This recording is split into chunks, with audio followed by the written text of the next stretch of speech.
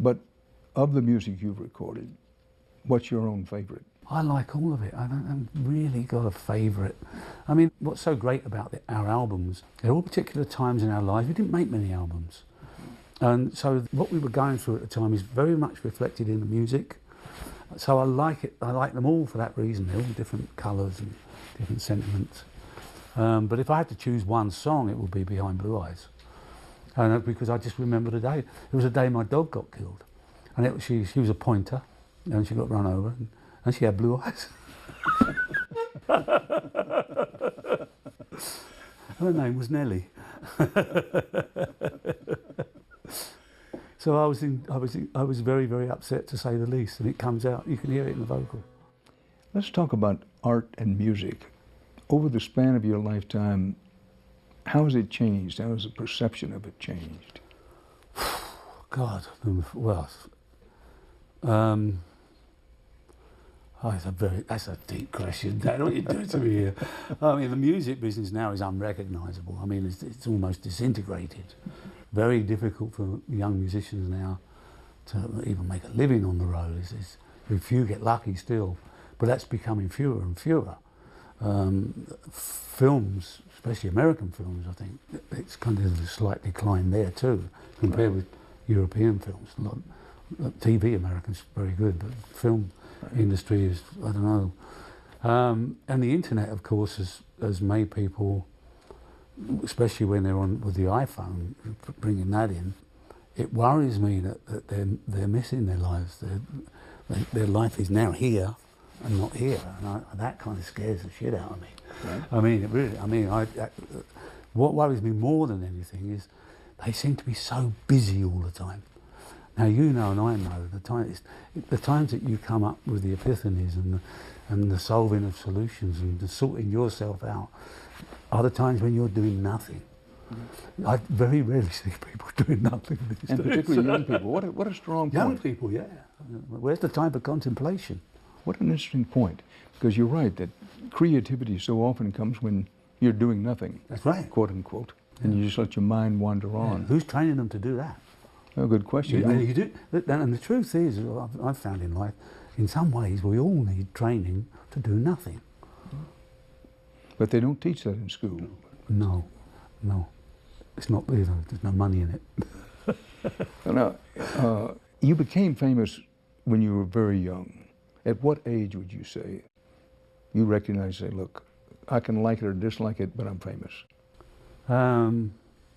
Really, Woodstock. Woodstock was we were a well-known band in this country and in Britain and Europe, and we'd had hit records. But Woodstock, just the whole event of Woodstock, for some reason or the other, that just captured people's imaginations, and then the film came out, and it became stuff of legends. But then again, when I did Tommy, I suddenly realised that was another enormous exposure to people that I hadn't experienced before. Dealing with the rock exposure was easy, but the film exposure, being a film star, I didn't like that stuff. I couldn't play their games. Well, on the other hand, have to kiss too much, you know. Well, but it paid well, and there was no heavy lifting. No, I know, yeah, I know, but it's the business side of that is, the great thing about rock and roll is that we were inventing it as we went along. You know, it was all made on the hoof. So we were completely in control. Whatever we wanted to do, we did. And the record companies, of course, just went, oh, well, how much did we make out of the last one? Yeah, well, they've given the money. You know? And that's all. But you know, the film business is exactly the opposite. You know, it's ruthless, and I hated that bit of it. Any regrets? Regrets. I wish we kept. I wish I'd managed to keep Keith alive a bit longer. But then I say that I wish I'd known more about what we know today about rehab and intervention and all that stuff. Because then we were so naive and stupid, we didn't know anything.